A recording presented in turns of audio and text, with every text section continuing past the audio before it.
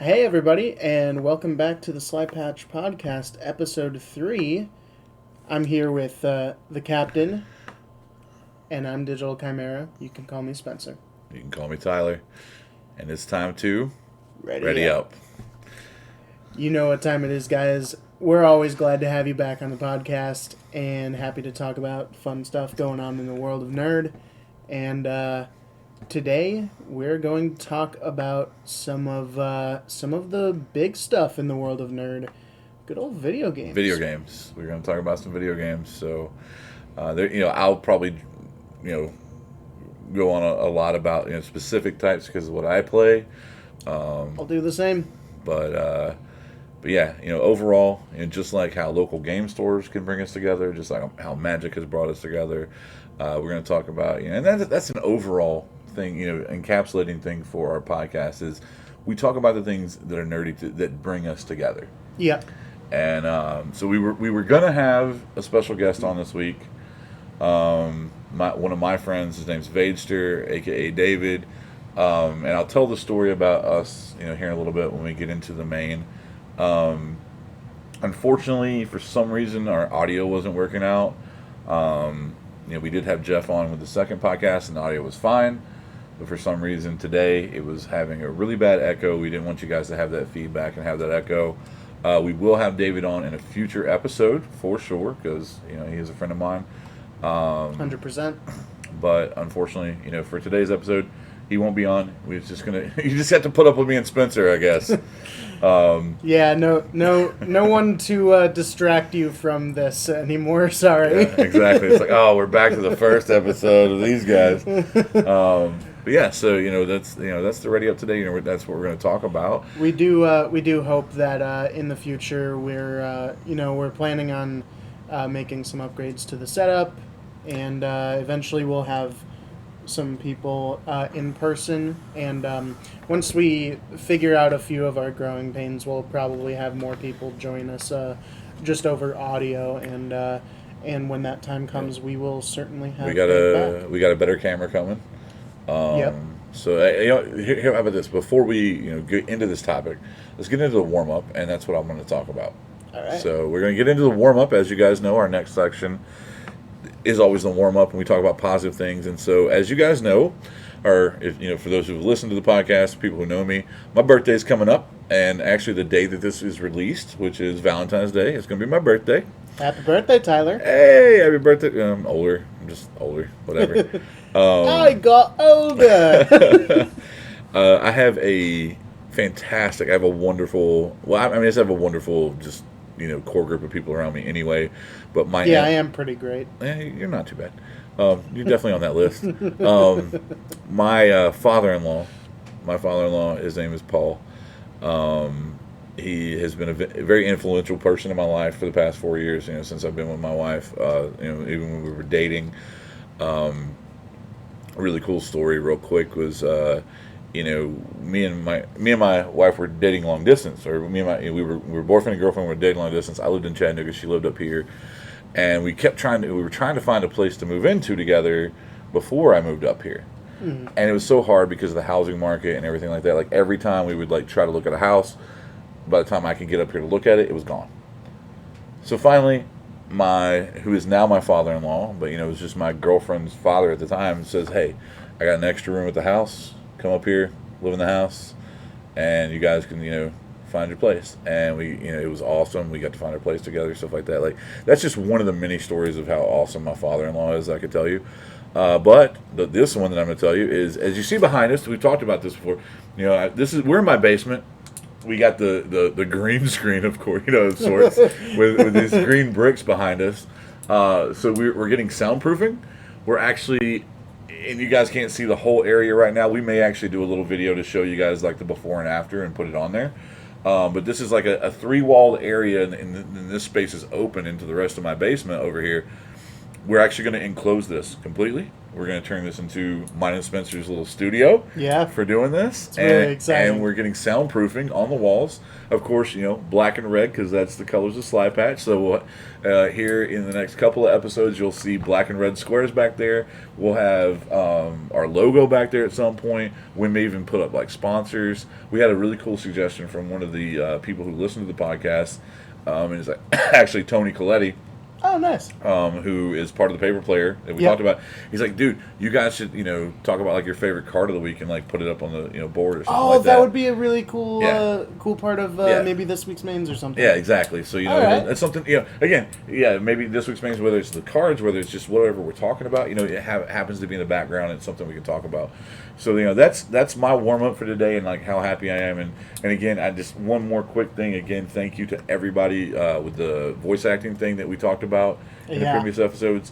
Everyone has donated so much, and I'm so thankful. Like I'm so blessed that people believe in me the way that they do, and so yeah. I mean, hopefully here in the next, I don't know how long it takes to really get into the industry. I don't even know if I'll actually get in. I mean, who knows? Yeah. Maybe I just take the classes, and maybe I'm not good enough. Who knows? But if I am, maybe I'll be on, like I said, that next anime you watch, the video game you play, something like that, and you'll be like, dude, that guy with the eye patch, he's the guy that voices this guy, So, if it's someone with a raspy, like sounds like they've been smoking all their life, and something like that, or really, really, really southern, like Boomhauer, like I could probably do it. So, we'll be doing that. So, Spencer, anyway, man, like that's my warm up.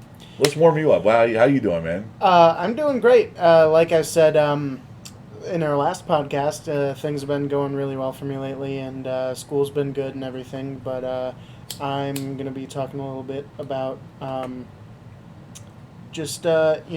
been recently back at work, which has been good.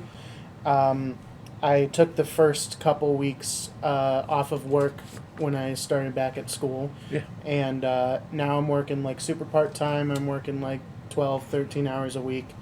And, it's not as much of a slog now. And it just feels good to go back. I work 10 to 5 tomorrow, and I'm not dreading it, which is awesome. Yeah, so when you go from that thing, that situation where it's like, I got to work my 40 hours, I got to do this, got to pay these bills, all this stuff, to, yes, I got to pay bills and do things, but, I'm also furthering my life and my education and all that stuff.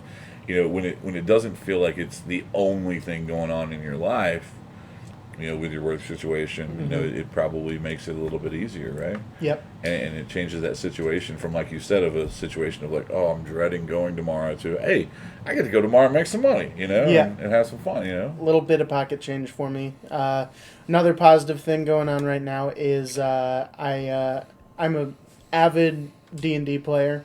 Been playing D&D for a few years now, probably almost 7 years now. And I am also a dungeon master, and I am you're gonna start running some campaigns at the store, right? I mean, it's a possibility, but my home campaign that I'm running with some of my friends is going really well, and I'm really looking forward to my session on Sunday night with them, because it has been a ton of fun. Now, are you one of the cool DMs that's like, I want to have people have fun, or are you like, I'm going to kill you if I have the chance? I'm going to kill them if it's fun. If it's fun? Okay. Gotcha. I'm not a very cruel DM. My policy is very much anyone who sits at my table is there to have a good time. And so I try to learn what people like about the game, because there's so many different aspects of the game. Oh, yeah. There's actually this book I read a few years ago about how not to make your game suck. Yeah.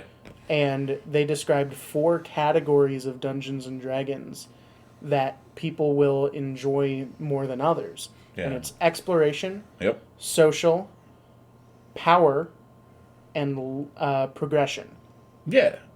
And so some people really like, the power gamey side of things, and they like to do really well. Those are probably mainly like your dice rollers, right? Like I want to roll my dice, I want to hit the crits, I want to hit, the highest things, exactly. And then you have your progression people who they want to constantly be evolving and leveling up and doing that kind of thing. You have your people who want to explore the world that you've built for them, and there are people who want to have social interaction with the other people at your the main table. role players, your main people that like, they're really into like I'm Squee the Goblin, like taking that from Magic, but they don't they get. And for those people, that the reason that it's so fun for them is it's a release from the world. Like 100%, they get to be someone that they're not. Yeah, and most of my group is heavy into the social, but this book had you ask your players to imagine they had these 4 categories and 10 points to spend in these categories, where they're like how important it is to them. And so I have a profile for each of my players on what they think to them is most important. Yeah. And then I have a profile also what I've observed for them to be most important. So you get to build that campaign. So then I get to throw in the pieces of everything that makes me have a fun time as a DM, as well as engages everyone at my table. That's awesome. Like and that's what more DMs should do, in my opinion. I think that is the purpose because you do have those DMs that actually fit in those 4 categories. You got your power DMs. You got you got your social DMs. You got your exploration DMs. I like combat playing. I think it's fine. Mm-hmm. But I'm definitely more of a explore social player. Yeah. I really love running combat. I like designing combat. And I like facing my players with challenges. Yeah, throwing those little tricks in there that's like, oh, you thought you had this guy killed. Yeah, but... so I'm more like on a DM sense, I'm a little bit more into the power side of things and the explore side of things. I'm not as good as running social encounters. So that's something that challenges me. But yeah, that's what's good going on right now. Is I've been very successful in beginning this campaign. We're only not even a dozen sessions in, and it's been a hell of a blast so far. And I'm looking that's forward your to Sunday thing, right? Yep. Yeah. That's my Sunday night game. That's why I can't have it on Sundays. No, yeah, it's true. But it's okay. I don't mind that because that's awesome. That's awesome, man. And I mean, that speaks to, and we will have a episode at some point on RPGs like that. Yep. Good old tabletop role-playing games. Tabletop RPGs and stuff like that. And then we'll have like RPGs and other stuff. And we may even talk about some RPGs and video games today. We certainly will, because absolutely. That is my favorite kind. I mean, there's actually a D&D one that's, a couple of D&D ones that are actually really good. We'll talk about. But yeah. So that's our warm-up, guys. We love, giving you guys some positives from our life. But as Spencer likes to say, but I'm going to steal it from him this week, let's get into the meat and potatoes. Meat and potatoes. The meat and potatoes. You know we like our meat and potatoes. Hey, it's time for the campaign. Yeah, it's exactly. time for the campaign, and we're talking about video games. We're talking about video games in general. I mean, and we're going to talk about things all the way from back to, and it's actually really cool because I watched a video on this recently about the high score, for Pac-Man, right? Yeah. Is like. It's like 3,333,000 something, whatever. Some absurdly high number. Right. But like it's supposed to be considered the perfect score, and the reason why is because level 256 of Pac-Man is glitched out, and it was ran on like a certain megabyte, or whatever, or certain byte actually at that point. It was like bytes. It wasn't even megabytes. It was like. And so what happened was like you couldn't go beyond that because the way the coding and stuff worked at the time. And there's people out there that've been like, oh well, I've actually done like double that. It's never. But in actual like recording, like for the Guinness Book of World Records, things like that, it's always been this score. And it's like you can only get to this score because like once you get to level 256, like part of the board glitches out and stuff like that. Like I don't know the whole story behind it. Interesting. But there's like a whole culture, based on it. And there was actually a guy named David Race. I do remember this part from the story. He is the fastest. He is the person who has done it the fastest. Oh, so sort of high score has gone into more of like a speed running kind of thing. Yep. It's like since there is a definitive end. Yep. I mean, there's like in competitive scenes for like single player games, it's all about speed running most of the Mario. time. Like back when Mario came out, and it was like Mario's still speed ran. Oh, exactly. Yeah, it's like who can speed run it and who can do this. So.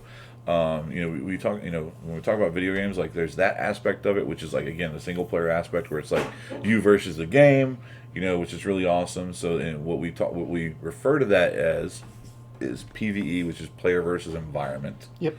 Okay, and then there's games that we also play, which is PvP, which is player versus player.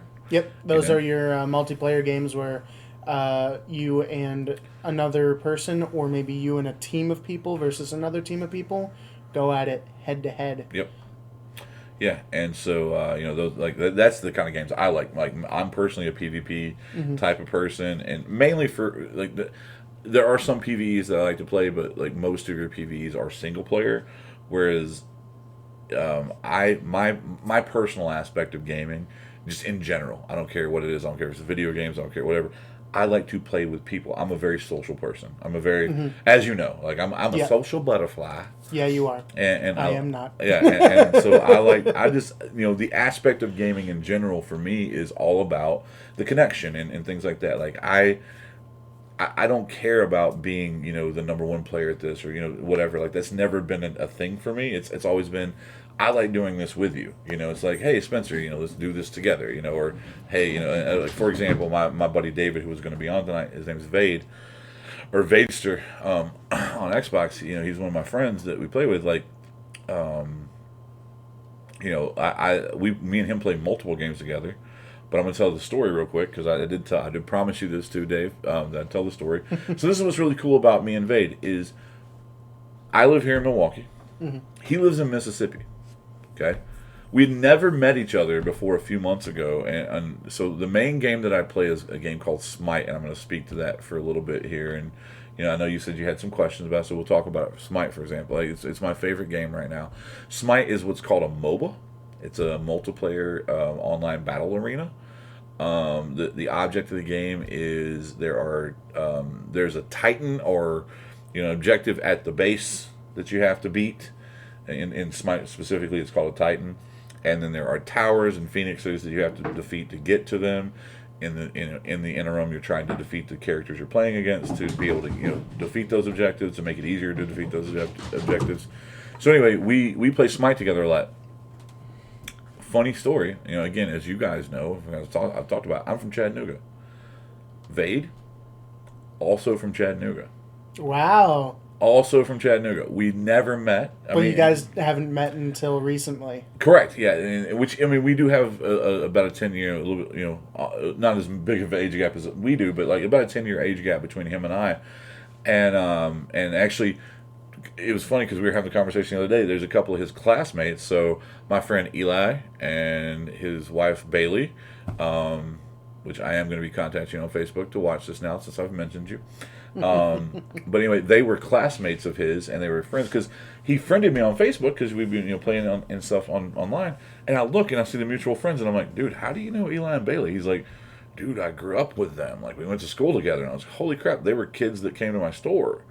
And stuff. And that's cool. And so that's what's really cool about video games now in general now too, with how the online play is like I said, I never knew Vade. Like I never knew him. I never met him. We lived in the same city for multiple years at a time, in the same city, never crossed paths. Again, I moved 700 miles this direction. He moves 300 miles the other direction. So we're 1,000 miles apart now. And then we meet through this video game, and we become really good friends. And that's really cool. Yeah, so like that's one of the things again the positives that I like to talk about when it comes to video games. So yeah, I love Smite, so I'm going to talk about, like I said, a little bit, and you're going to have your chance to talk here in a second. Sorry, I am talking a little bit more than him right now. But the thing I love about Smite, so again, as I referred to, it's a MOBA. And I kind of described, how it works. For those who don't want, even if you don't know what a MOBA is, like if I say that, most people have heard of League of Legends. Yep. League of Legends is your most popular, most known about MOBA. Yep. One of the most popular games. It's a household name even if you don't play video games. Exactly. Pretty much. It's like, have you heard of LOL? Yeah, I've heard of LOL. Have you heard? Yeah, exactly. Personally, I think League of Legends is a great game. I prefer Smite because League of Legends has what's called a top-down view. So you're just over the map and you can see your characters. Smite has a third-person view, and I prefer that. It's just my preference for it. Also, the thing I love about Smite is they use deities from different religions. So you can play Zeus, you can play Poseidon, you can play, like the newest god that's about to come out next week actually is Shiva from the Hindu, stuff like that. Now, they don't have Jesus in there, and I don't think they ever will because of the clash back. But we've all tried to figure out like what his abilities would be. Obviously the ultimate resurrection. Bring everybody back, right? But anyway, heroes never die. Exactly, right. But yeah, so I love Smite because like for example, like I even have a tattoo here.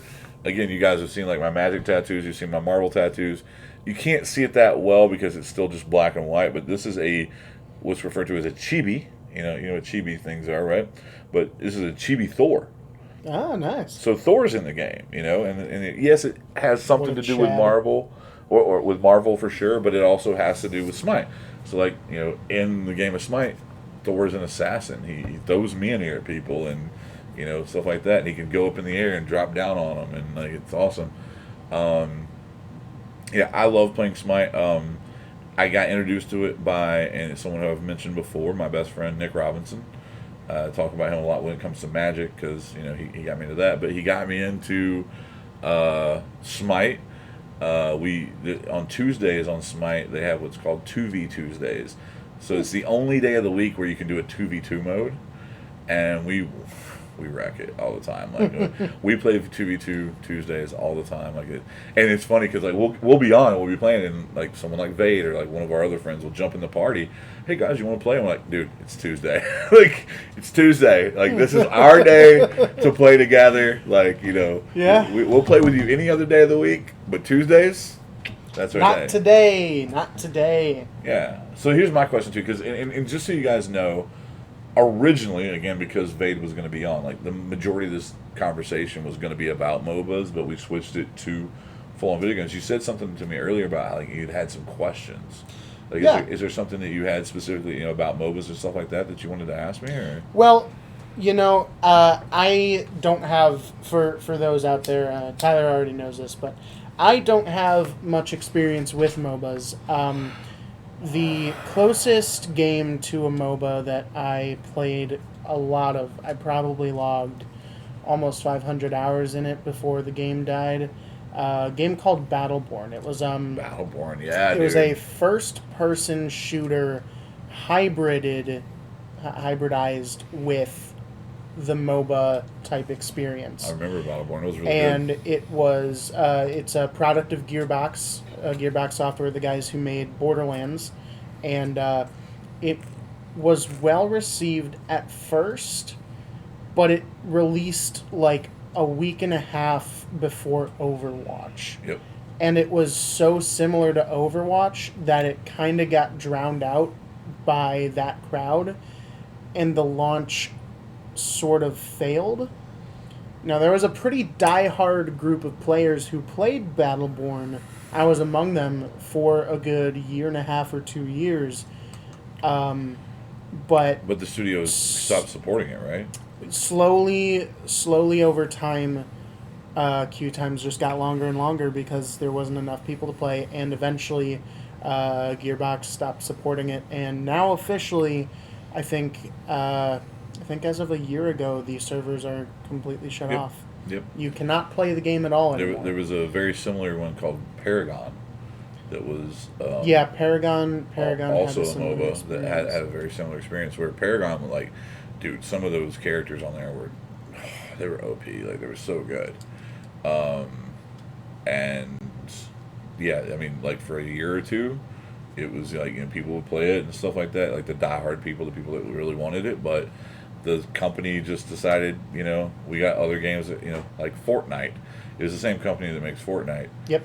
And they're like, oh, we got Fortnite. It's making us billions of dollars.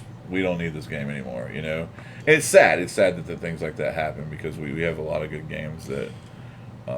ultimately, like, I don't blame Gearbox for having shut down their servers because the game had died long before then.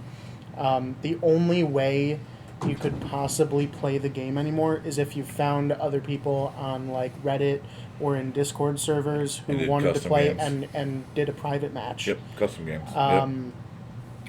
And you know, it just wasn't the same after a while, so the game died, unfortunately. But yeah, that was my only real experience with MOBAs, and even then, it was a very unusual MOBA in the fact that it was a first-person shooter hybrid. MOBAs are very different. You know, you got a hell of a lot more abilities than we did. I mean, we had our primary weapon, secondary weapon, or secondary weapon ability, and then we had 2 skills and an ultimate. Yep. And that was it.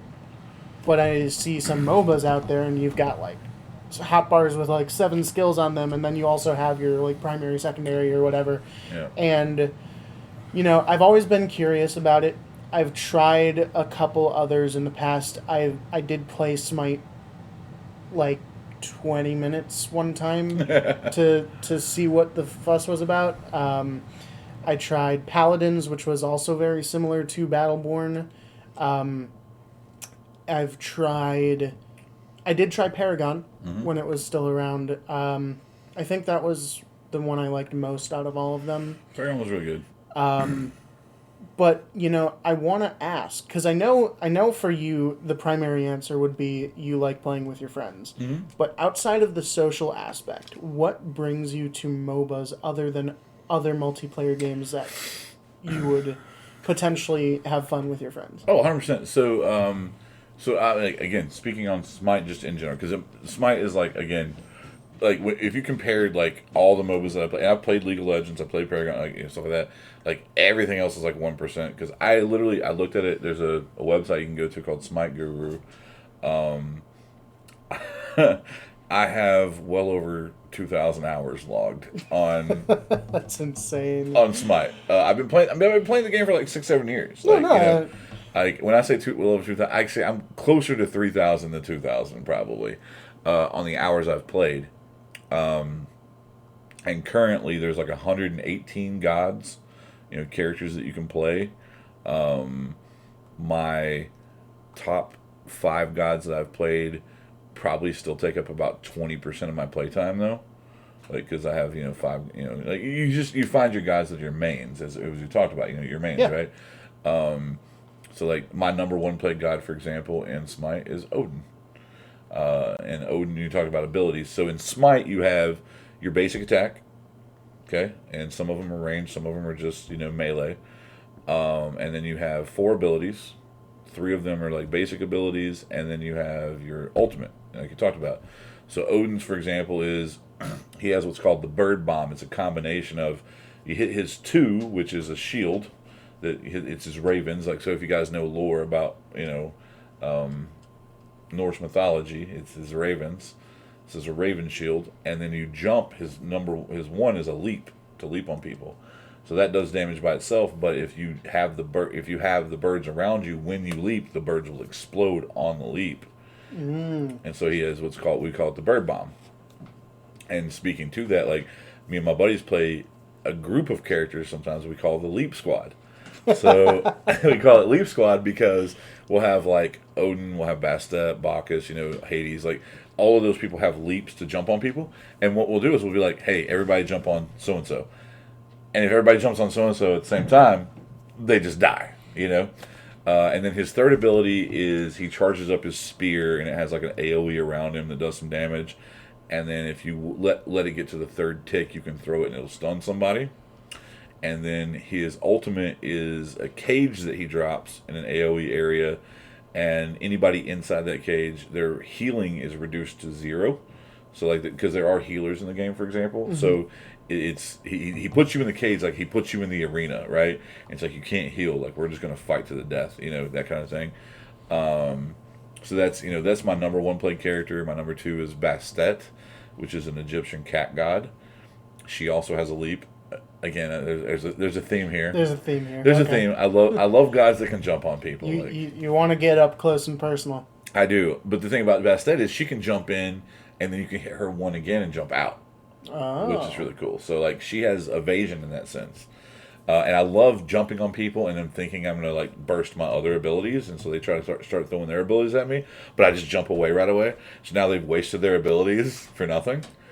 Her two is called the Razor Whip. So you do it in a cone in front of you. You do some damage, and it has a tick to it. Her three is she throws a cat at you, and it can stun you.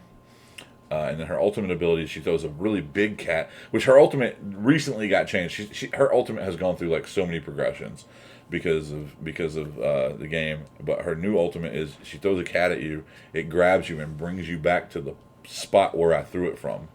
Oh. And then quicksand happens underneath it, so it's hard for you to move. Oof. And and so I kill you. So like she's pretty busted right now. Actually, she's pretty busted. But anyway, the reason why, and I went the long way around to answer your question, but what brings me to MOBAs is things like that. Like, I can play all these different gods. They all have different abilities. It's a different game every time, because of the combination of people that you play against. The main game mode, for example, that I play on... So the main game mode for Smite is called Conquest, which is very similar to the main game mode in League of Legends. It's what the pros play, stuff like that. It's a huge map where it has 3 different lanes. Each lane has 2 towers and a phoenix, and then you try to get to the Titan. We don't play that. Like my group personally, we don't play the main game mode. It's just not our thing. We play 2 different game modes. So there's a game mode called Assault, where when you load into the game, it gives you a random god. You don't get to choose your god. Oh. So it just gives you a random god. So that's another thing. Like, out of the 118 characters, I have like 115 of them mastered, which means I've played them well enough to to be mastered. But Assault it's 1 lane only. There's 2 towers for each side. There's a Phoenix and there's a Titan. But it's constant push. It's push back and forth. It's just it's this constant struggle of back and forth team fighting. Whereas like in the main game mode Conquest, like some of those games last like hours or an hour or more, because like it's did we get a little bit of progression on this lane or progression on this lane or whatever. Like, no, Assault's just like, hey, we're all facing each other, you got nowhere to go. Oh, and the other thing about that mode too is like so in most modes you can recall back to the fountain to either heal up, get your mana back, buy items, stuff like that. In Assault, you only go back to the fountain when you die.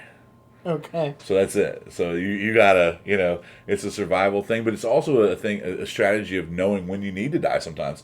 Because if you're sitting there with 6,000-7,000 gold to buy items with, and you can get this huge power spike, sometimes you just need to dive in and die. But if all your teammates are dying all the time and you're the only, you're the last line of defense, obviously you can't. Like it's a very, there's strategy to that. So that's the main game mode that me and my friends play. Even when my friends aren't on, I still love playing that mode, because even with random people, like, I've got a random god. You know what? Maybe I get the god that I'm just like the shittiest with, and I just have a bad game. Yeah. Or I get someone like Odin or Bastet, or guys that I'm good with, and I put my backpack on, as we say. Put my backpack on, throw everybody in the backpack, and carry them, to the finish line.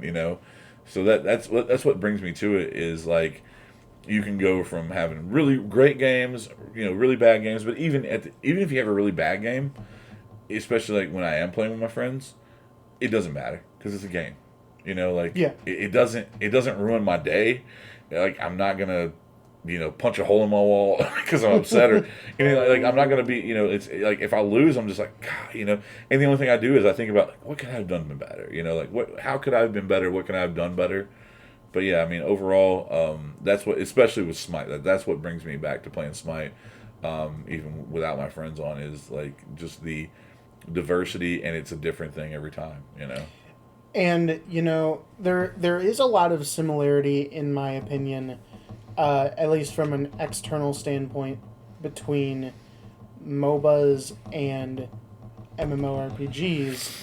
Yeah. For those who don't know, that is a massively multiplayer online role-playing game. Yep. So think things like World of Warcraft is probably what you're most familiar with in that respect. Elder Scrolls Online is now one that's really big. Yep. The only difference is a lot of, at least primarily speaking, most of the way you play an MMO is typically more co-op and PvE. There are PvP modes, but they're very different. Mm-hmm. But as far as the actual play style, it is usually third person or top down, just like a MOBA. Yep. And the way the abilities line up is often also very similar. Yep. So what, in your opinion, or do you enjoy MMORPGs? Or Oh, absolutely. Or and what draws you more towards MOBAs than an MMORPG? So like, okay, man, that's a great question. So like, there's games like Path to Exile, things like that are on the Xbox, and it was just, so I primarily I have played some PC versions of things. I know PC Master Race, for a lot of people. I'm an Xbox player. You can call me what you want. And also, I'm a console player because, like, I have nothing wrong. Some people like Xbox, PlayStation. Like, dude, whatever you game on, I don't care what platform it is. Have fun playing games. I'm glad that most things are cross-platform these days. Exactly. A lot of things now are cross-platform. It's really awesome. But like, so the difference for me between an MMORPG and a MOBA, a lot of that goes back to my Call of Duty days. So let's speak to that, right? So for those who don't know, I did play quite competitively. Oh, really? Quite competitively in Call of Duty, to the point where I was actually invited to play with a team. It's called LJH, Last Judgment Harbingers. My boy Joey, if you ever see this, Joey Engelbrecht, was the captain of it. His wife Mallory was also part of it. We had some other people, Jason Dubois, for example, that was... I thought you were about to say Jason Derulo. No. Jason Derulo. No. Jason Derulo is a professional Call of Duty player? This is totally off subject, but I read this thing, I don't know if it's true, but I read this thing where, like, from the last person he dated, where they said that, like, even during sex, he would sing his name. No way. Yeah. He'd be like, you getting it from Jason Derulo? Now, anyway, I don't know if that's true or not, but there's no way it is, but that is great either way, posting. Yeah, it's hilarious to think about. Great shit posting. Exactly. But anyway, so there's a guy named Jason Dubois. We called him Cube. The reason we called him Cube was he literally always had a Rubik's Cube with him. And I know there's people probably, out in the world that are faster, but like Jason would be driving and one-handed solve Rubik's Cubes and stuff. Or like I would say, I even messed with him one time and moved 2 stickers around, like to try to mess with him. He solves the cube with the 2, wrong stickers. And he goes, "Don't try to fuck with me, I know better." He knew those 2 stickers were out of place. And we had mixed it up and everything. He looks at it, he goes, "Okay." And solves the cube with those 2 stickers out of place and goes, "I know better." What? Like, holy crap. Like, but also, he was also, like, one of the best, like, just on the sticks when it came to Call of Duty. Like, his stick control was amazing. And, like, when you talk about, like, no-scoping people and drag scoping and shit like that, he was insane. But anyway, so I played a lot of Call of Duty competitively. And so the reason why, like, for example, I like the MOBA aspect a little bit more than MMORPG, because, like, at the same time, like, things like Skyrim came out, right? Which weren't MMORPGs, but they're, still, Classical RPGs. Classical RPGs, right? Like, my best friend Nick, for example, has hundreds of hours on Skyrim. I do too. I never got into it. I have thousands of hours. Yeah, he probably has thousands as well. I never got into it because I like the social aspect. So that's the big thing. I like the social aspect, but I'm also pretty competitive. As we talk about when we talk about like our Magic podcast and things like that, I play more towards the competitive side. Mainly because I like the challenge. In an MMORPG, because most things are PvE based and things like that, it's like it can only be so hard. And that being said, like, some of them are still fucking hard. Like, they're still super hard. Like, you go to, like, super hard difficulties. Like, one of the games that I've been playing recently that's a PvE-based game is called Rainbow Six Extraction. Oh, yeah. Okay? And it's all PvE. But, dude, you up that difficulty level, like, those dudes are hard as shit, to kill, and they'll rock your world. But at the same time, at some point, I'm going to solve that puzzle, right? I personally feel like when it comes to the MOBA and being PvP, there's never a true puzzle to be solved because there's always a difference in the equation that you don't account for. Yeah, there's because the opposition is dynamic rather than programmed. Yep. It is fundamentally harder to figure out, and even then, you will never figure it out forever. I mean, you look at pro players in any game, and they might seem unstoppable for a while, but they eventually take their fall. Well, so like you talk about pro gamers, right? So you take like a game like Call of Duty, okay? And people talk about their KDs. So that's your kill death ratio, right? You know, if you have 10 kills and 5 deaths, you have a 2.0 KD, right? And people talk about their KDs in public, in the public area all the time, right? And like for example, when I was playing Call of Duty, like I had a 3, close to a 4 KD against pub stuff, like against public people, right?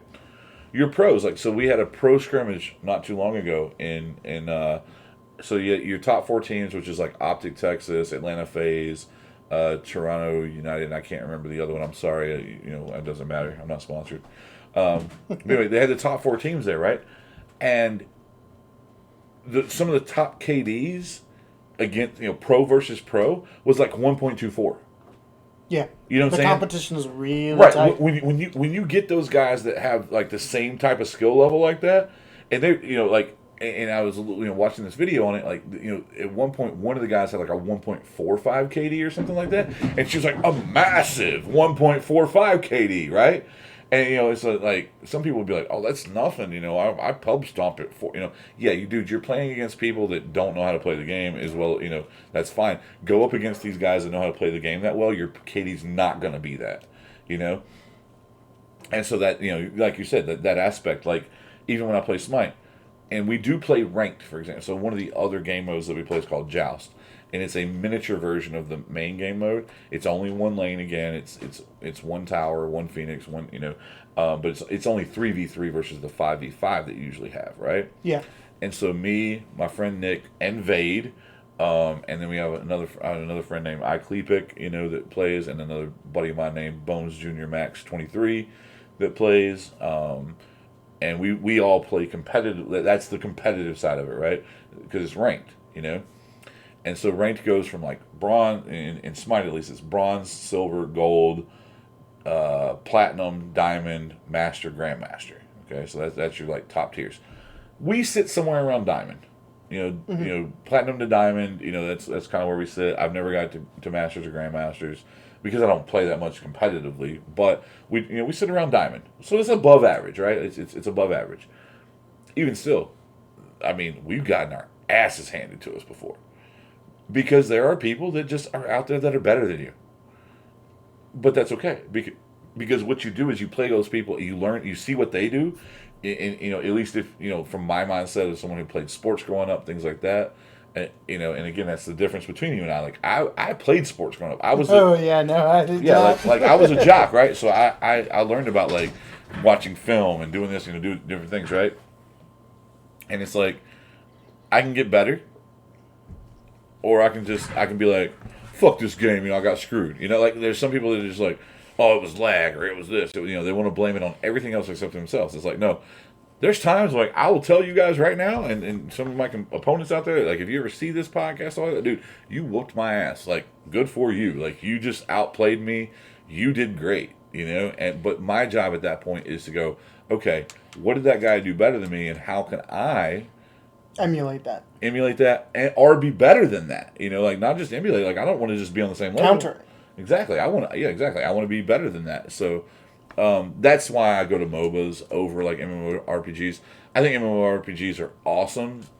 The other problem I have with MMORPGs, and again, it's just because of my lifestyle. And so like my brother John, I call him my brother. His name's Tejan online, and I got a friend named Carter that we play with. And so they want to play a lot of MMORPGs. Like I said, like Path to Exile, all this other stuff, right? The problem is our schedules don't line up. So they'll play and they progress to the point where like they're up here in level and I'm still down here. And it's like and then when I get in the game, I'm just like, I'm participating. Wink, wink, wink. You know, like I, you know, hit somebody with my sword and I do like 3 damage, and they're like 350. You know, like you know. So and I'm just like, at that point, like that's what gets it for me is like, you know, if Yeah. Now, my brother John, he is awesome enough to, like, when we do, there are certain games that we've had where he's like, I will build a character solely to play with you when you're online. You know, we will only play together. And so I was talking about the D&D RPG that came out, for example. That's what we did, you know. And there was, they were actually in the D&D Magic set we talked about, like, I don't remember all their names, but, like, there was the green-white creature that was, like, the bow archer. She was in it. And then there was the dwarf. And then there was like they were all in the D&D set. And then what's his name? The fucking drow dude. The drow. He was Drist. Drist. So Drist was in there, and then there was these other 3 characters. Right? There was the characters, and you know, and we played that RPG for a while, and it was awesome. But at the same time, again, like they would get fucking impatient basically, and like Yeah. you know, go play the game without me. So that's why that's another reason. Like with so to speak on that too, and just one more quick point on that is in an MMORPG, it's character based and leveling up your characters, right? In a MOBA, you start back at level, whatever. Like in the main thing, it's level 1. In Joust, like we play, it's level 3. In Assault, we start at level 5. Whatever. And so everyone always starts at the same level. Now your progression as far as like your efficiency with that god is different. Like for example, in Smite, like I told you, like Odin's my most played character. So in that game mode, you get worshippers for how much you play the character. So I have him Diamond, which is level 10, but I also have him with 3 stars on him. Okay? Whereas in comparison, like some of my characters are just like level 7, level 8, whatever. Like for my progression is how my proficiency with that god. In comparison, for example, Nick, my best friend I was talking about, one of his gods, he plays as Freya. He has like 17 stars on her. And then I have my buddy Bones that I was talking about. He plays Thanatos. He's a Thanatos main. He has like 26 stars. And then there's a guy that I play with that his name's Seaborn, and he only plays Kepri. Okay, and he has like 69 stars. Because like he's played nice. that. Yeah, like yeah, exactly. Nice. He plays. Actually, he stopped playing Kepri when he got to 69 because he was like, I'm done. I'm good, right? So yeah, like he will very rarely because if you play the god, whether you win or lose, you still gain some worshippers, but you have to have like 1,000 per level, per star, so like he won't play Kepri that much anymore. Like he'll play it every once in a while, but he tries to not do it because he wants to stay at that level, 69 stars. But yeah, anyway, that hopefully that answers your question. No, that does. Yeah, no, I've been interested in MOBAs for a long time because I'm still chasing the high that Battleborn gave me. Because, I loved the hell out of that game and it died so early and I'm very sad about it. You can always jump back on Smite with us. I'll try it. We'll backpack you. I'll try it. Like I said, No, I'd totally be willing to try it. We'll put you in that backpack and carry you around. Yeah, I'm always willing to try new things. So yeah, sure, we'll do it. Yeah. But yeah, Tyler talked a lot about how his approach to games is, and I have similar reasons, but I also have others too, because Tyler's a very social gamer. He likes to play his multiplayer games and experience things with friends. I'm an extreme introvert. Yeah. I need my alone time to like emotionally and socially recharge, and a lot of times that time is spent gaming by myself. I play a lot of solo games, a lot of single player games. So you were talking about Skyrim earlier. Yeah, that was a question I was going to get to. It was like we talked about like my favorite game is Smite, and we talked about the aspects, whatever of why I play it. Like, so my question to you, because you pose questions to me, is like my question to you is like, what is your go-to? Like, I need to relax, I need to chill, I need to get away from everything. Like, what is your go-to? That actually changes a lot. Okay. I'll go in cycles where there is like somewhere between 3 and 6 games at a time that are like, this is what I'm playing right now. Mm-hmm. If I had to give you one that is like an overall over the span of like my gaming career, if you will, it would most certainly be Skyrim. Because Okay. I've gone back to it so many times. I have thousands of hours in Skyrim. Most of them is on the 360. I've been playing it since launch, almost 11, going on 11 years ago now. I was 11 when it came out. God, you make me feel so old, dude. That means I was 27. Yeah. I was barely in middle school. I know, right? And I already had kids. I've been playing Skyrim for a very long time. But right now I've been playing a lot of a game called 7 Days to Die.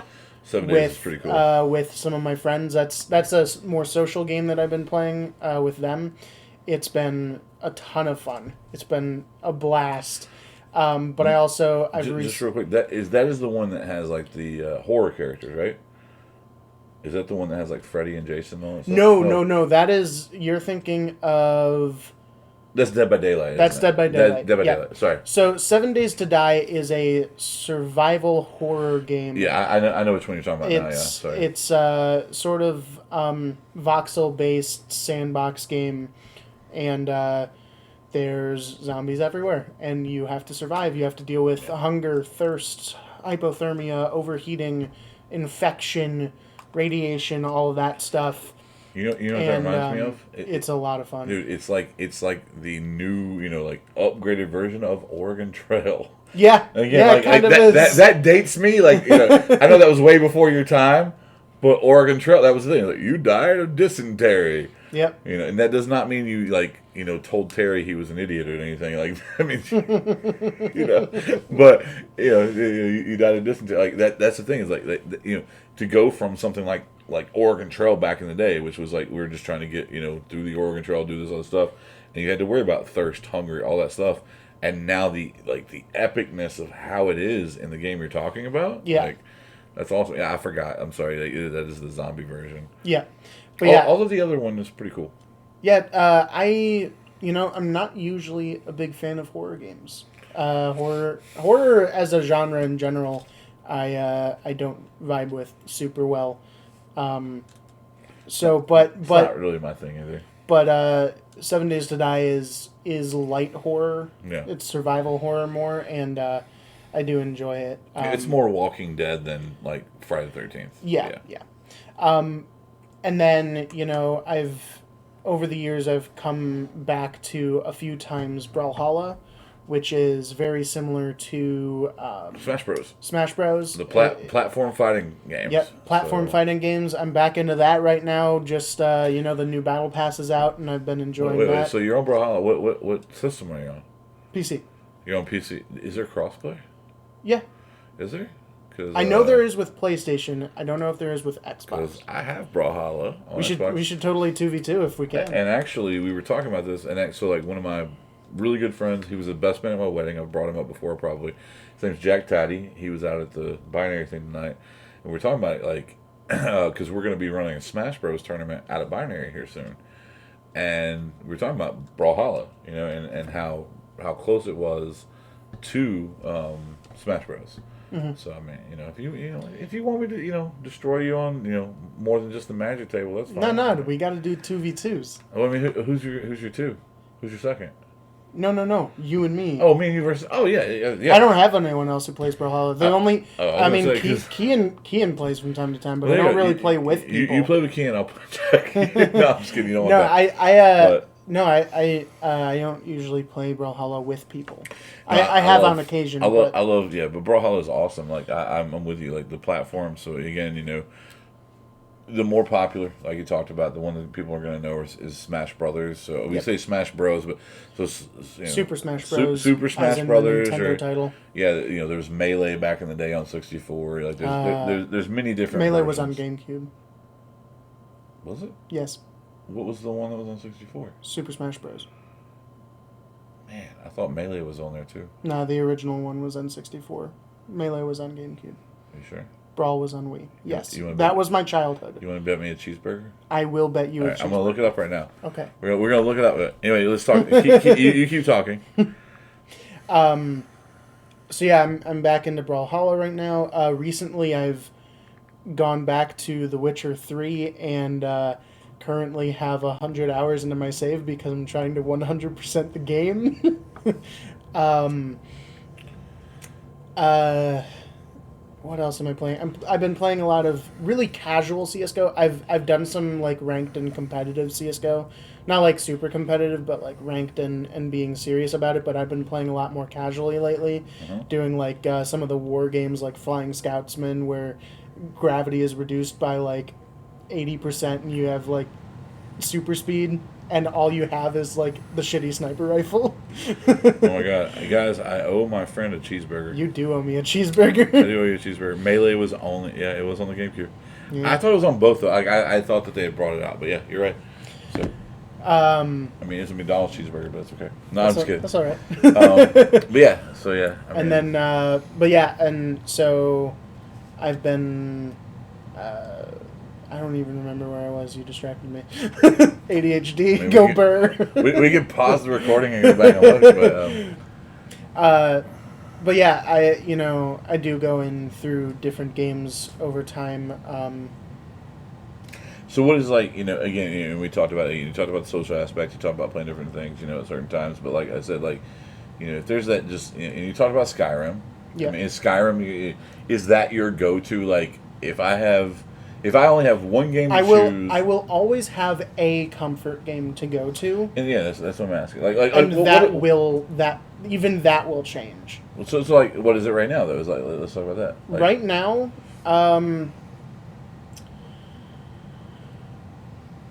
usually it's a combination of casual CS:GO and MTGA while just watching some of my favorite Twitch streamers on my other monitor. Yeah, like for example, like as much as I like to play socially, or Minecraft. I'm into Minecraft right now. So you like Minecraft, right? So like for me, and this is something that like throws people off. But again, I like sports ball. Like we talked about. If it's like if I get on Xbox, for example, and none of my friends are on playing the games I want to play, I go play MLB The Show. Yep. Like I like playing baseball. Like because I grew up playing baseball, stuff like that. So, and I have a character that I'm like trying to bring up to the minor leagues and get him to the majors. That kind of thing. Like I like that progression myself. From that standpoint, and I like it even more because like if I play a game with him, it takes me like it's like 10 minutes. It's like per game that I play with him, to progress him, it's 10 minutes. And if after that 10 minutes, I need to get off and do something else, whatever, like, it's not like a Skyrim or something like that where I'm on a quest and it's going to take like 30 minutes or whatever. Yeah. It takes me like 10 minutes to play the game and then I'm done. So that's why I like about it too, is like, if I'm going to play something by myself. And the reason I do that too is partially also because of the social aspect. Because it's like, if I'm in the middle of that game and one of my friends does jump online, I'll be like, hey, dude, I just need like 3 more minutes, to finish this, and it's done.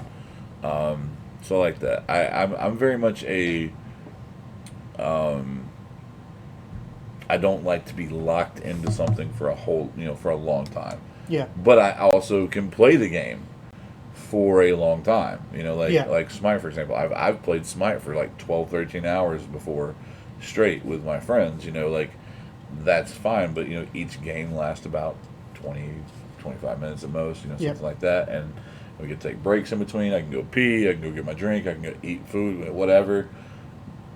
That's how I like to game. Yeah, no, and I'm very different from that. I do really like my longer games. Back when I did used to play a lot more ranked CS:GO, I mean, CS:GO games can be anywhere between 30 minutes and 90 minutes. Yeah. And I would sit there and play it all fucking day. Yeah. I love that shit. Battleborn games could take a while. I love watching CS:GO games. Like I've never been a PC gamer. Mm-hmm. I'm a controller. Like I'm a thumbstick. It has controller support. It does. I understand. And I would probably and there's also there's the gamepad that's just my problem with keyboards in general. And you saw we're using my regular keyboard now, but I had a gaming keyboard that was a mechanical keyboard that I spilled something on, unfortunately. Um, my problem with keyboards in general is like I know how to type, stuff like that, but it's just there's so many different keys. Whereas like with a controller, it's confined to a finite amount of things, right? And it's like I know how to manipulate that this way. I don't know how to do it this way. Like it's weird. Like, I totally understand that. because like as you see, like, and I'll show you guys here on camera real quick. I have a gaming mouse. I have the G05. I don't know. G502. G502. There you go. Thank you. Like I have a gaming mouse that has like different inputs that I can like lock in and do stuff with. Because I was going to do PC gaming. Yeah. I suck at it though. that's my problem. It's really funny because I grew up on consoles as well. I didn't get we had a family computer to play like more casual games on. Like I didn't do any multiplayer games. It was mostly like RTSs like Age of Empires or Age of Mythology, or like I played Spore on there from time to time. Dude, Spore is so fun. I love Spore. Spore's so great. good. But I didn't seriously start PC gaming until probably 2014, 2015 when I built my first computer. Right, but how old were you at the time? 14 or 15. Exactly. So, again, but this speaks to the difference in our ages, right? Mm-hmm. So this is again, and this is where, like, had I been younger and got into PCs at the time, because PC gaming was not as big as console gaming when I was that age, right? Yeah. When I was your age at 14, I was playing on like a Super Nintendo, N64, maybe a PlayStation 1, stuff like that, right? Yeah. Where in PC gaming was things like Oregon Trail, it wasn't that big. So you're young enough now where you can make that transition, right? Oh, that wasn't the point I was trying to make. The point I was trying to make is that it was a really difficult transition, even at that time for me. Right. Because I was moving from playing mostly like Xbox and like Nintendo games on either like a Wii stick or an Xbox controller, and I was moving into CSGO at the time on keyboard and mouse, and it took me a long time to figure it out. And it's not to say like even someone my age could possibly do it, but this is what I'm trying to bring up. When it comes to that aspect of it, is there's a 16-year age gap. Yeah. Like, dude, I'm in my 30s by the time I'm trying to learn how to play PC games. Mm-hmm. Like,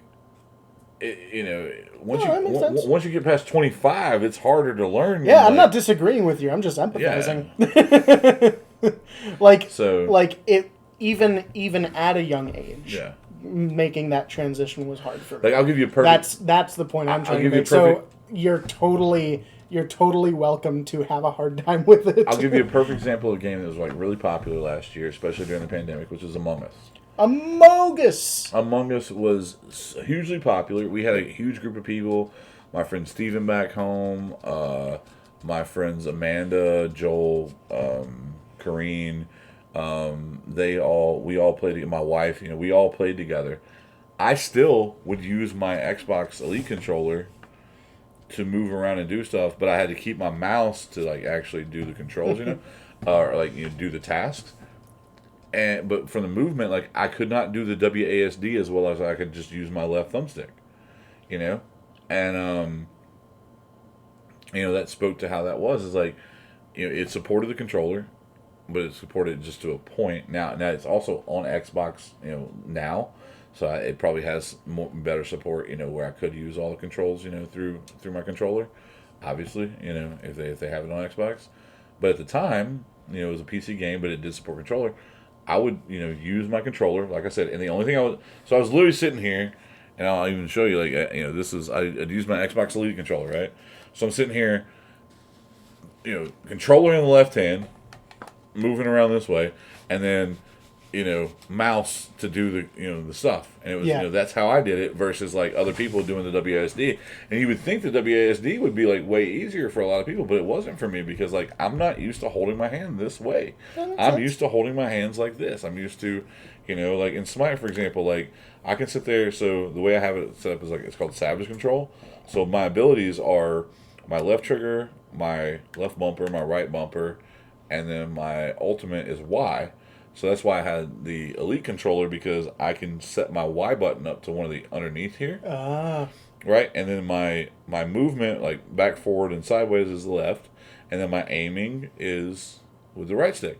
So I can sit there and aim and then hit Y, to use my ultimate, So I never have to move my hands off of this, right? And so my comfortable position is this right here. Whereas, like, if I'm sitting there trying to do it with WASD, man, I would screw up all the time, and then, like, I would hit Q, I would hit E, Even if my hands were sitting here like this, It's like, this is the only real movement between WASD that you have to do, is between the W and the S, which is backwards and forwards, right? Yeah. But because once you set it up that way, you got to use, like, R for this, or, whatever, I would just get confused, man, like, because I'm older, like, like I said, it was, that type of thing. So I get you when it comes to that, man. Yeah. Like, it's really cool that you were able to make that transition, even if it's as difficult as it was. Whereas, like, for myself, it's like, screw it. I'm just going to stay old school, man. Yeah, I mean, that's perfectly valid too. There are still some games that I have a Xbox controller hooked up to my PC to play certain games. I really like playing my third-person games with an Xbox controller, so I play The Witcher with an Xbox controller. I don't use a mouse and keyboard for that. I play Assassin's Creed games with mouse and keyboard. With my controller instead of mouse and keyboard. There's that transition was... Bro, I'm so old, like, you could give me the old Atari, joystick with the button on top or the button over here. That's all I need. I have never seen one of those in person. Oh, my God. I know what you're talking about is in pictures, but... Yeah. Those are from the ancient times. I've seen it in a museum, like I told you about how I used to have my old stores back in town. Like, we sold retro video games and stuff, too, like, including Atari. So, like, we would have the old Atari, joystick, so all that was, like, you had, like, there was a couple different choices, but, like, the one I remember is, like, there's either a button on top of the joystick or there's a button, like, right here on the corner. But the rest of it was just, like, movement with the joystick. Like, everything was movement this way. Of course, that was 2-dimensional. We're talking about 3-dimensional stuff now. So, yeah. Although I would like to see, like, I would like to at least attempt playing a 3-dimensional game with 2 sticks. Like this one for the movement left and right, like my little thumbstick is. Yeah. This one for the aim, and then, like, all I need is 2 buttons. You know what I need to get you? I need to get you a flight stick and Star Wars Rogue Squadron. Dude, I'm so look, I'm so bad at those games. So again, this goes back to, you guys have seen the eye patch the entire time, okay? I literally don't have depth perception like other people do. That makes a lot of sense. I have a learned depth perception. Like, I played sports all my life. I can hit a baseball, I can hit a golf ball, I can shoot a basketball, I can throw you a ball, whatever. But flight simulators are the fucking bane of my existence, bro. Because literally, I don't know where the hell I'm at. Okay? And this goes back to... No, I feel that. I have the same problem. I don't think it's depth perception. That's just how some of those games are for people, because I love flight simulators, but I'm god fucking awful. Dude, you can go back to original Nintendo with the original Top Gun, okay, which was still 2D, right? And I still, like, it would be like altitude, it would start beeping this fucking warning, your altitude's too low. I'm like, I don't know how to change that. Like, it was crazy, dude. It was nuts. But yeah, you know what I missed? And so we were talking about games, and just in general, and we talked about, like, I joked around about the Atari thing. I wish, and especially because we have advancements in technology like VR, right? You know what we haven't had for, like, the past, like, big console is, like, the Nintendo Power Glove. Are you I know that's before your time, like, it was before you were born. I've heard of such a thing. Dude. I thought it was a meme, though. No, dude, there's a whole movie about it. There's a whole movie about the Nintendo Power Glove, man. That was a thing that actually existed? Oh, it was absolutely a thing that existed. It 100% existed. Huh. Actually, real quick, this is what we're going to do, just because I'm going to move this tab over here. Okay, you have the wheels on the typing. Let me What the hell? Why is this thing like Stretch Armstrong right now? Why is it not going over here? Holy but Jesus. Okay. Nintendo Power Glove? What is that? Okay. Nintendo. It didn't catch all of my. Look at this, dude. Look at this thing. What the hell? Okay. Like, we used to have this back in the day. All right. So, yeah, I'm just going to go to images. That's like ridiculous. This was the Nintendo Power Glove, man. Oh my god. And you could control all kinds of things with the Power Glove. Like, dude, if you were in the late 80s, early 90s, and you had the Power Glove, man, you were rich. Like, you were something with the Power Glove. Look at this guy. Look at this guy. Look at this guy right here. You see this mullet? It looks fake. It looks so. This is surreal to me. you see this guy with the mullet and, yeah. and the like really bad like pre-Oakleys? Yes. Yeah, like that's. But this right here, this is actually an image from the movie. This is an image from the movie right here. What was the movie? Is it just about the product? So hold on. Type in Nintendo Power Glove movie. I don't remember the name of the movie. I really don't. I'm gonna get off images. Let's go to all. It was called. No, it wasn't called the Power Glove. That was from the Wizard. That's what it was called. It was called the Wizard. It was in 1989. It was called the Wizard. Okay, is that Fred Savage? It is Fred Savage. I forgot that Fred Savage was in the movie, dude. So it was a Fred Savage movie, man. So if those who don't know who Fred Savage is, he was like Wonder Years. He was like, he was in The Princess Bride. Okay. One of the best movies of all time. He was iconic. He was an iconic child of the late 80s, early 90s. But yeah, it was called The Wizard, dude. And it was about this movie where like he goes and like defeats old dude, whatever, that has the Power Glove. Like it's dope, dude. It's so dude, goofy. if you've never you have to look this up for everybody. In the comments, challenge Spencer. He has to go watch the movie The Wizard. I will go watch it, but you have to rent it for me for $4 on Prime Video because I'm not buying it. I mean, I have Prime. I might be able to get it without. No, because you're. Oh. It's rent on Prime Rent Video. or buy? Yeah, because not everything on Prime Video is like. Well, maybe I'll just buy it, and that way we can watch it. Sure. Over and over. Sure, let's do that. But yeah, I will. If that's what. Let's have a movie night. If it costs me $4 for you to see this movie, and to just make your life so much better, I'm gonna do it because I'm telling you, man, this movie changed my life, man. Like this movie, very happy for you, Tyler. This literally could have been the thing that got me into gaming, bro. I don't know. I don't know how my psychology works. Fair enough. But anyway, The Wizard was a great movie, and again, it goes into gaming. Had the Power Glove, so if you haven't seen it, go look it out. Go check it out. But yeah, man, to go, to retractor. What's the word called? Call it back. Yeah, to pull it back, whatever, pull man. It back a bit. Overall, and we're getting to that time limit. We're about to get to our mains and stuff like that. In general, the big thing that I wanted to talk about tonight with video gaming, for me personally, and again, I know you're more introverted, but for me personally, I've made so many friendships. I have too. I mean, because I do play a lot of multiplayer games still. Yeah. And I have made quite a few friends online playing games. It's just not the only reason I do it. And that's fine. And that's exactly, for you, and for me, again, I enjoy playing video games. My thing, and again, I'm not trying to toot my own horn, pat myself on the back, whatever. Literally, the nickname was given to me by my brother John, which is Captain Awesome, right? So literally anything that I put my mind into, anything that I want to do, I'm not necessarily the best at, but I'm really good. I'm really good at whatever I want to do, if I have an interest in it. And so when it comes to video games and things like that, I'm usually pretty good, and I'm among the better part of people that I know, in the games that I play.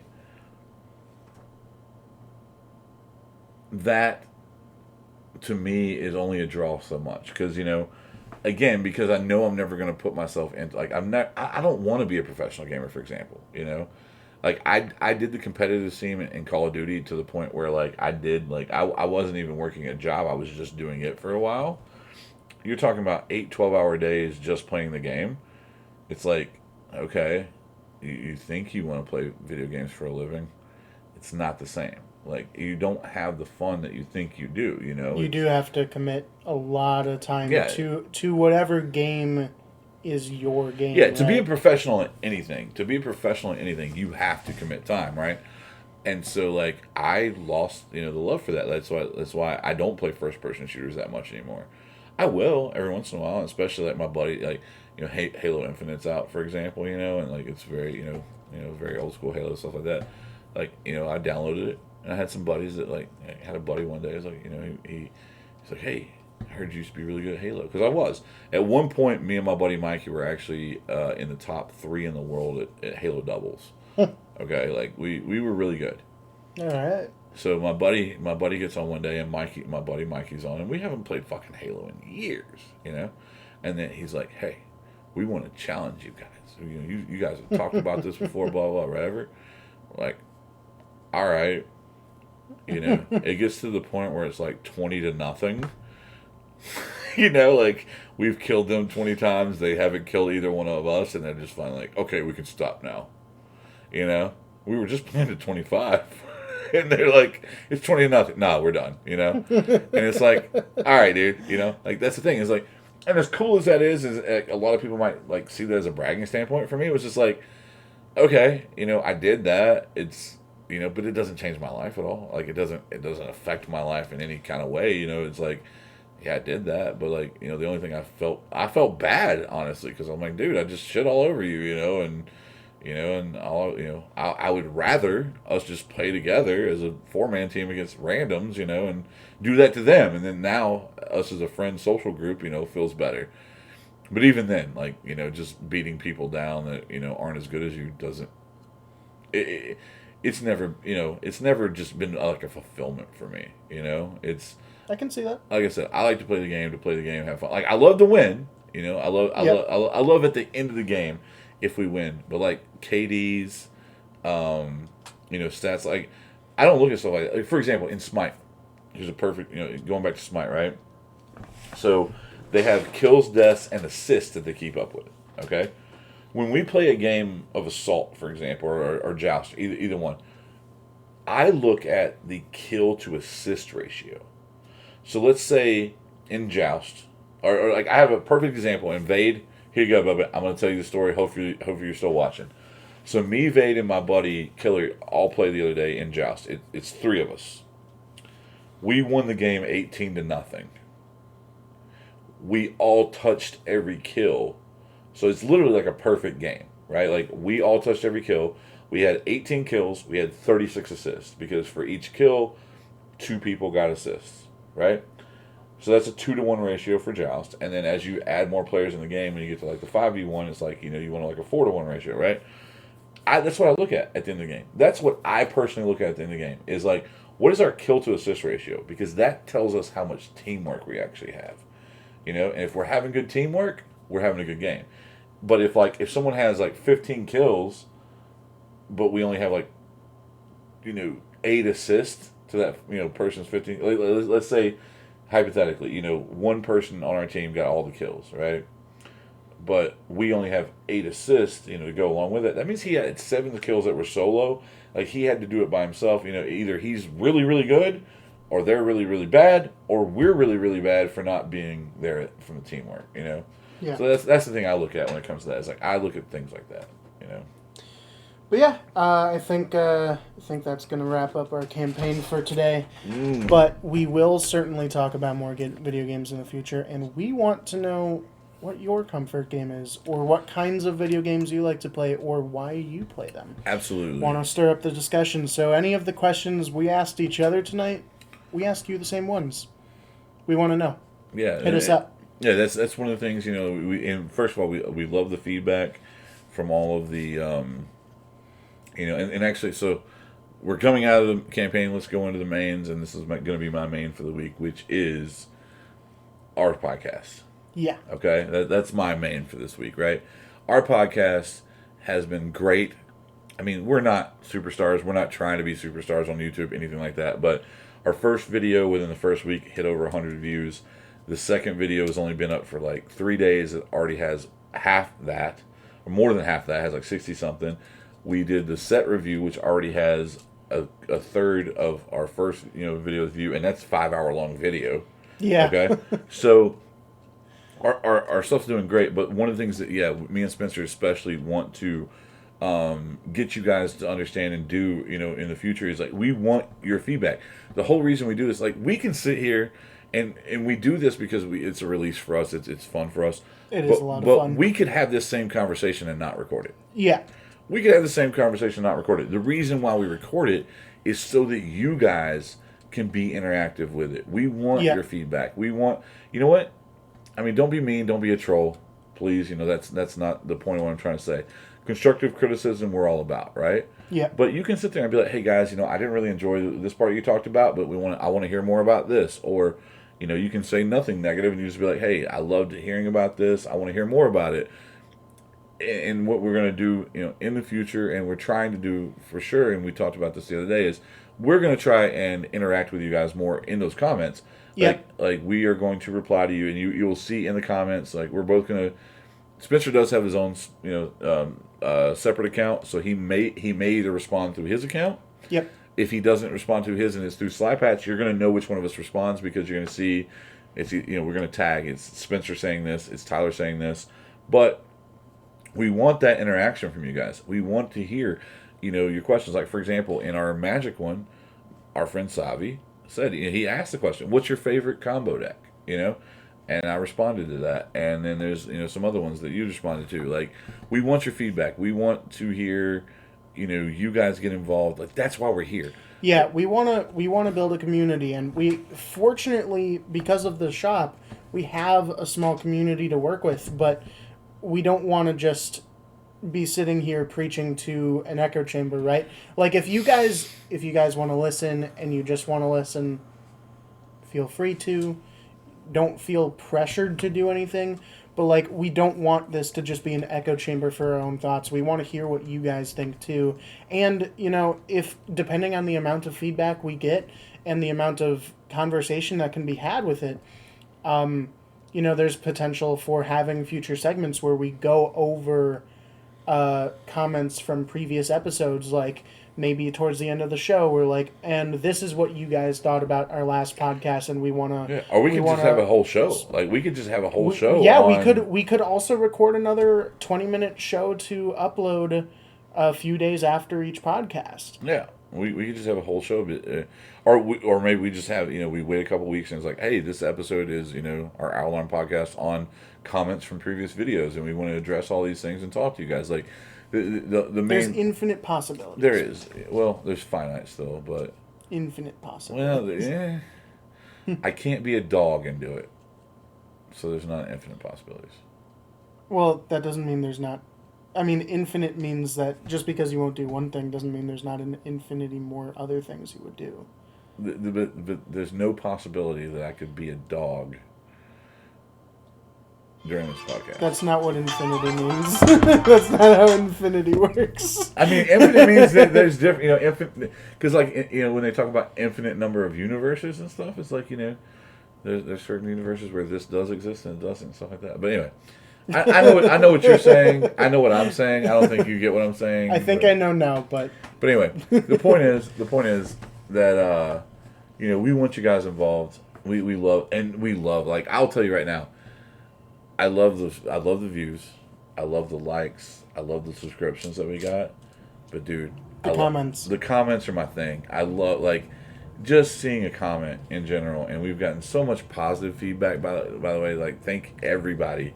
Thank you so much. From the bottom of our hearts, thank you so much. We mean that, like, and we hope you keep it up. Yeah, and I mean that's why we have we have this vibe anyway because we're friends. But like I will I'll tell you. See, exactly. But like like I will tell you, like, even from our first videos where people like there was a comment from someone that was like that they loved the vibe that we had. And, like, that gave us both a lot of confidence. Like, I mean, for me, for sure, I know from the conversations I've had with you, for you, for sure, like, it's like they gave us so much confidence to just keep doing this. And we were expecting our first episode to be like super shitty and that we'd have a lot to oh work yeah, on. yeah. And then everyone was like, "That was awesome, keep it up." And I'm just like, "Huh." Exactly, dude. Like, Aw. yeah, it's so heartwarming and it's so encouraging, inspiring, and as much as we love that you give that us to that, you know, that you give that to us, us to that. As much as we love that you give that to us, we want to give that to you guys as well. Yeah. You know, and the only way we can do that is if you comment and we're able to, you know, address those things. So, yeah, please, you know, keep it up. You know, thank you so much. Highly appreciated. Oh, very much so. I don't think there's any real closing comments this week. Like, No, not for that. But moving on to this week's mains then. what? Oh, that was my main. Oh, yeah, that was your main. So it's your main. I've got a main then. Yeah, exactly. Like that was my main. That was your main. Yeah, Yeah. we kind of it bridged a little bit. We did it together, but that's okay. I'm really excited. The next update for Baldur's Gate 3 was announced. I've been very much enjoying that game. It's of course in open beta right now.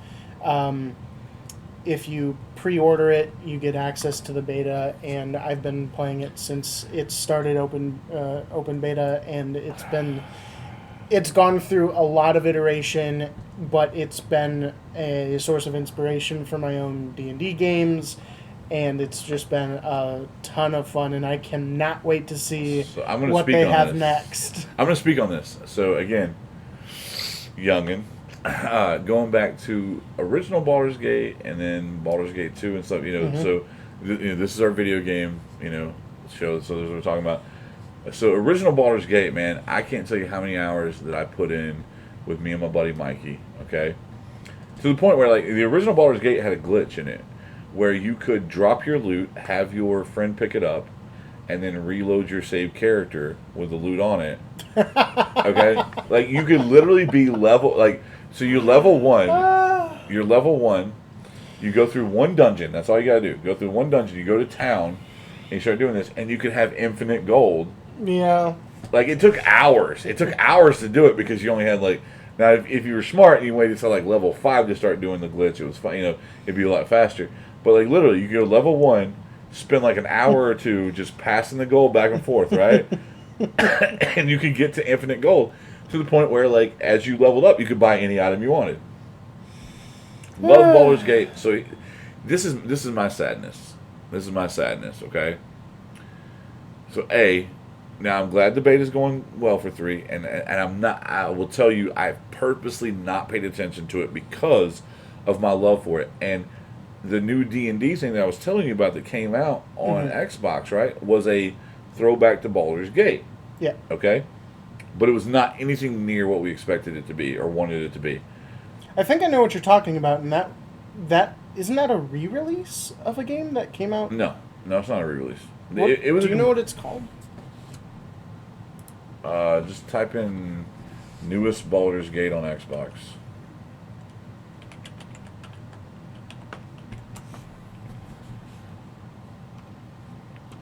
Dark Alliance? Yeah, so it was called Dark Alliance, right? Yeah, that's a re-release of. No, it's not a re-release because. Or is it a remaster? So original Baldur's Gate was Baldur's Gate. Baldur's Gate 2 was Dark Alliance. Okay, they came out with Dungeons and Dragons Dark Alliance, which is completely different. Oh, okay. Okay, we thought it was going to be a continuation to Dark Alliance from Baldur's Gate. It was not. It was not. It was not. Gotcha. I thought.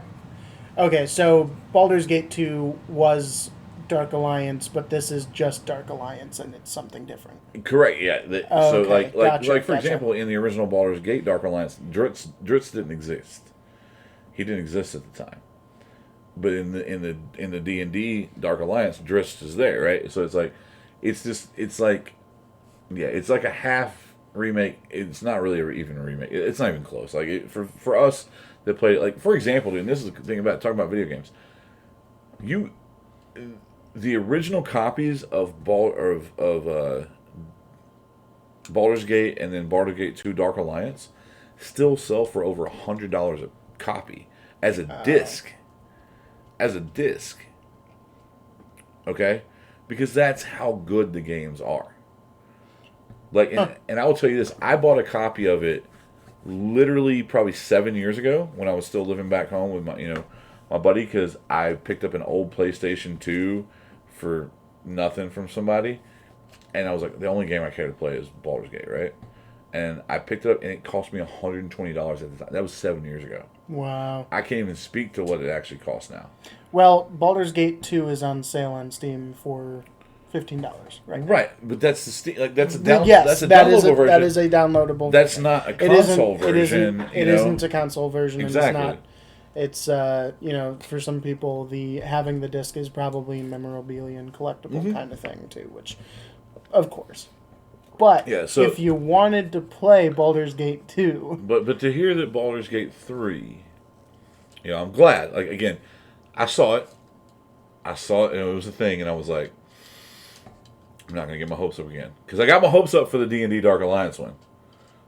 And then, not to say... In that game, as a standalone game, if you've never played the other two, if it's a standalone game, it was still a great game. It was an awesome game. It was cool. We had fun playing it, right? But it was still a huge disappointment for comparison to, right? I want a game like the old Baldur's Gates where it's like, if, for example, like me and you, right?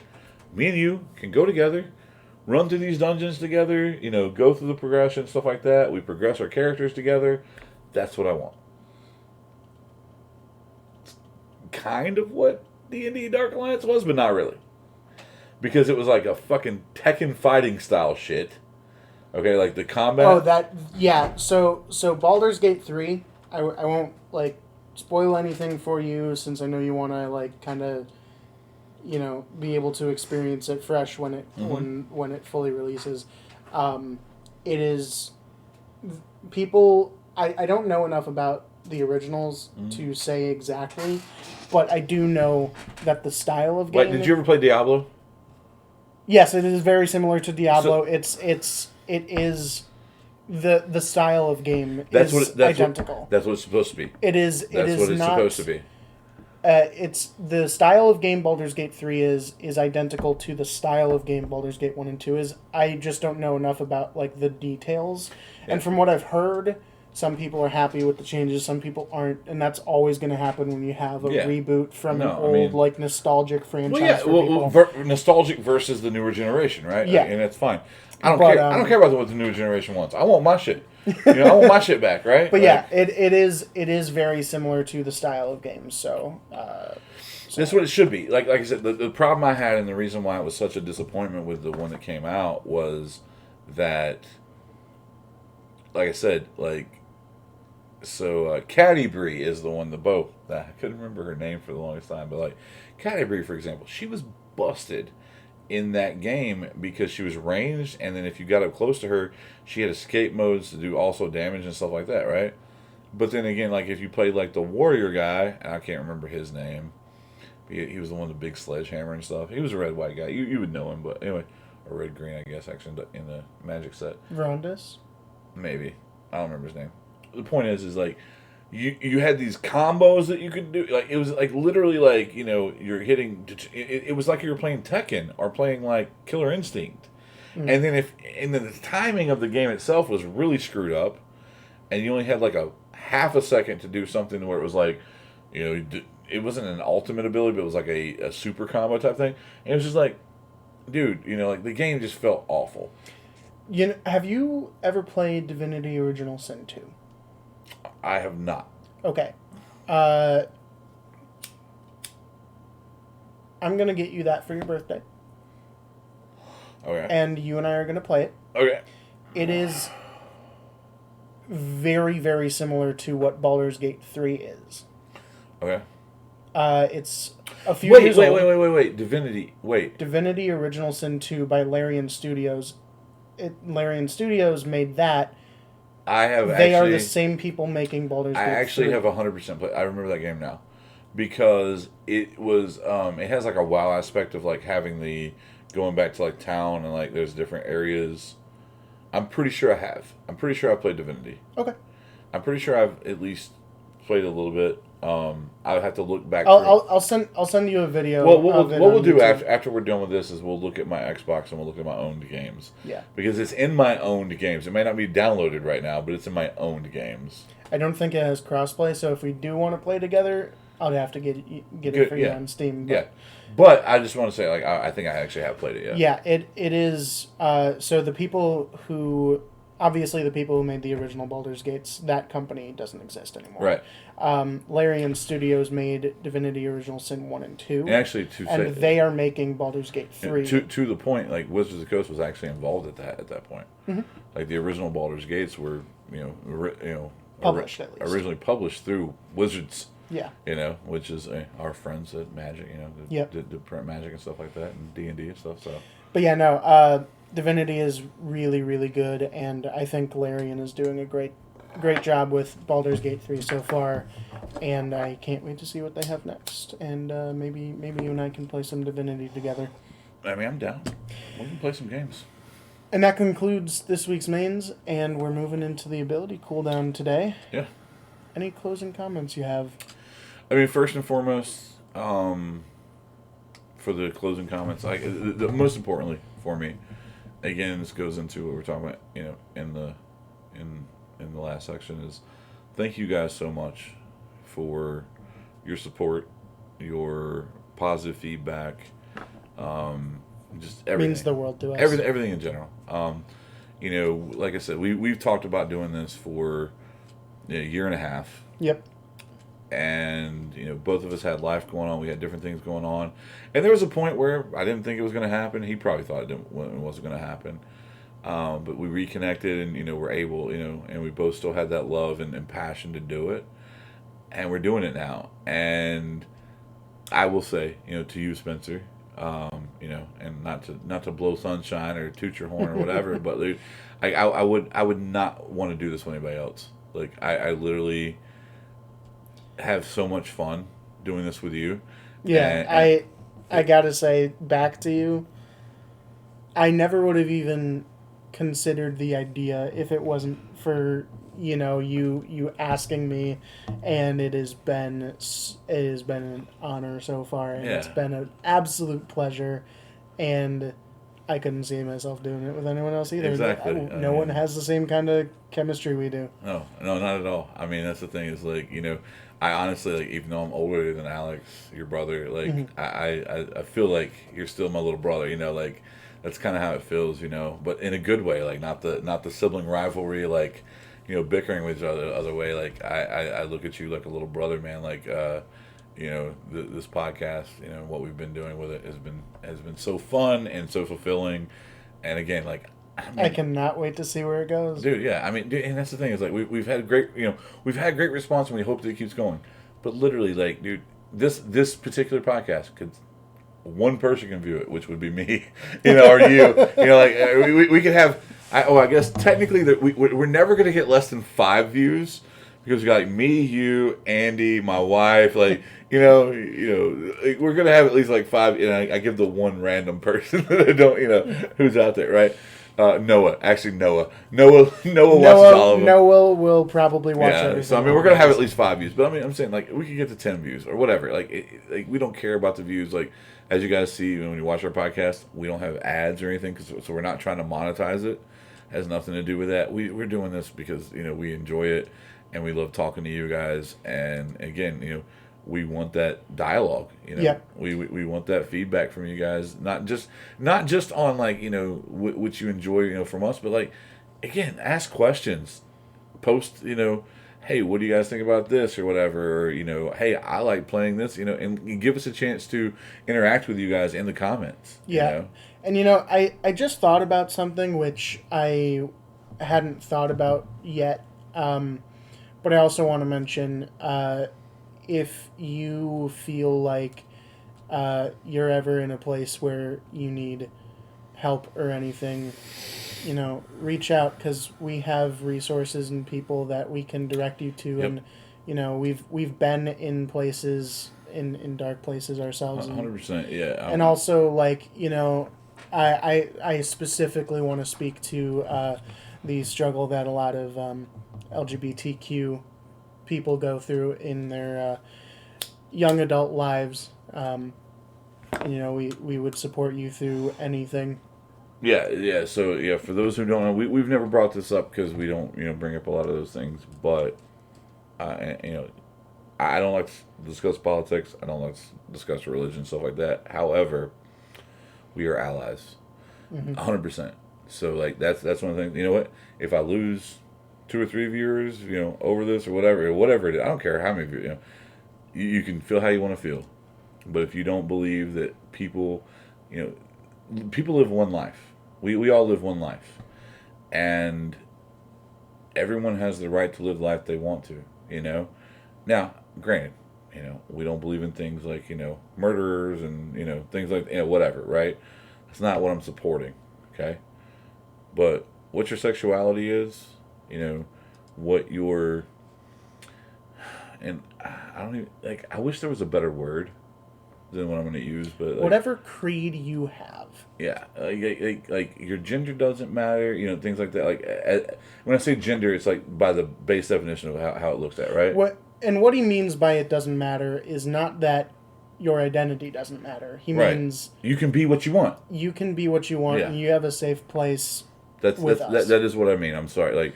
Yeah, again, I don't have the perfect words for it sometimes. It's okay. That's why I'm here. Exactly. But like for example, and again, some people might hate this. Whatever. I'm gonna get personal on this. I'm pan. From when it comes to sexuality. I'm bi. Yeah. So and for those who don't know what that is, you can look it up. We won't go into it in detail on this. Just in case. Certain people see it. We do want to keep it as kid friendly as we can, even though we don't, do it for kids, whatever. But the point is like, he's bi, I'm pan. I've been in multiple like open relationships, swinging relationships, different things like that. Again, and the only reason why I bring that up, and the point I'm trying to bring up is to Spencer's point, is this is a safe space for everybody.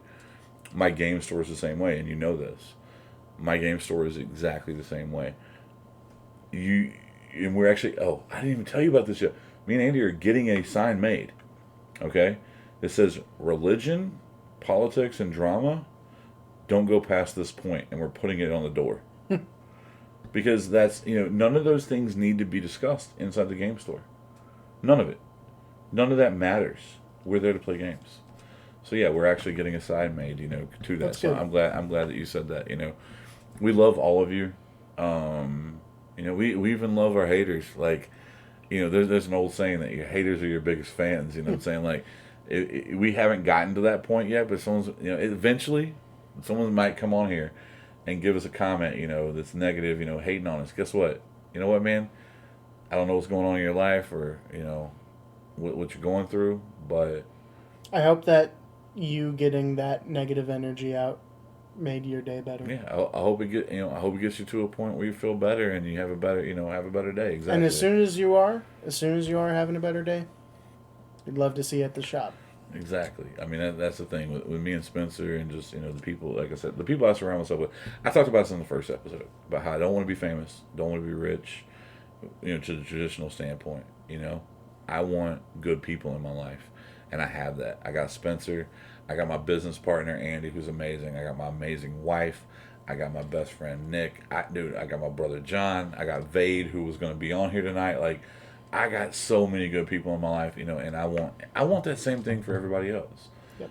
And if you don't have it, guess what, guys? Reach out. We'll be there for you. Yep. So. I do say, I often say I'm an introvert, but, what... People always misconstrue introvert with antisocial, and that is not me. No. I'm not antisocial in anything. I I have social anxiety, but that doesn't necessarily apply. If you see me at the shop or if you see me out in public and you want to say hi, or if you just need a friend in your corner, hit me up. And for those who don't know. I don't know how much I've gone into it or talked about it, but my background is in counseling. My background is in, I was a substance abuse counselor who specialized in opioid addiction, and the reason why was because of my background with my family and stuff like that. And so we dealt with all kinds of things. I've dealt with opioid. I've dealt with addiction of all kinds. I've dealt with abuse of all kinds. Different things, because all those things filter into that. So anything's a point of contention in your life like that, come to us.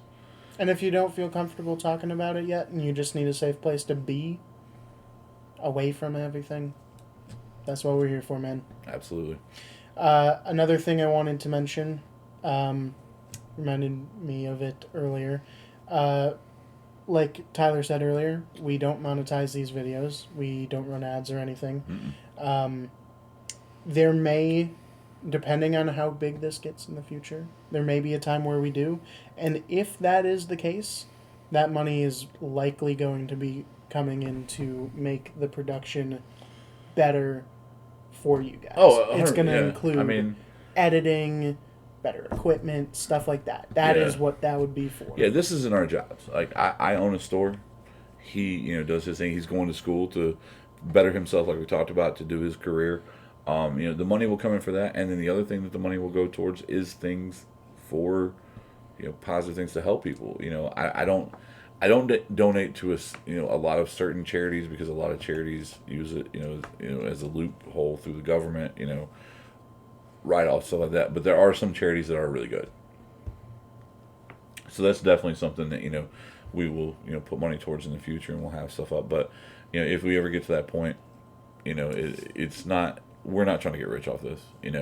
I don't want to be the next PewDiePie. I don't want to be the next Mr. Beast. Those guys, I respect you guys.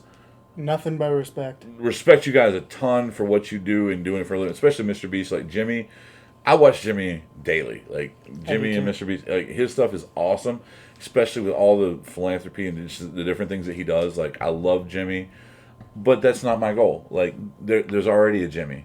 Yeah. There's already a PewDiePie. There's already those people. We don't want to be that. We want to just be.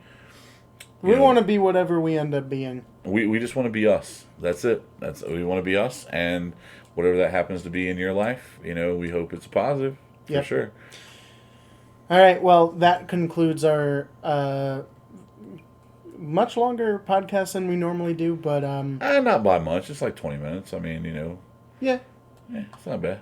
It was an hour, and then it was an hour and 20. Now it was an hour 40. 5, and then it was an hour 20. Now it's an hour 40. Like I'm not saying it's a bad thing. That just means we're getting better.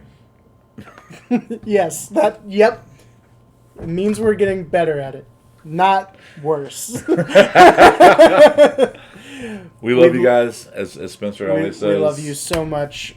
Thank you for joining us for this podcast, and stay safe, stay happy, stay healthy, and we will see you in the next episode. Hit the like, hit the bell, subscribe, comment.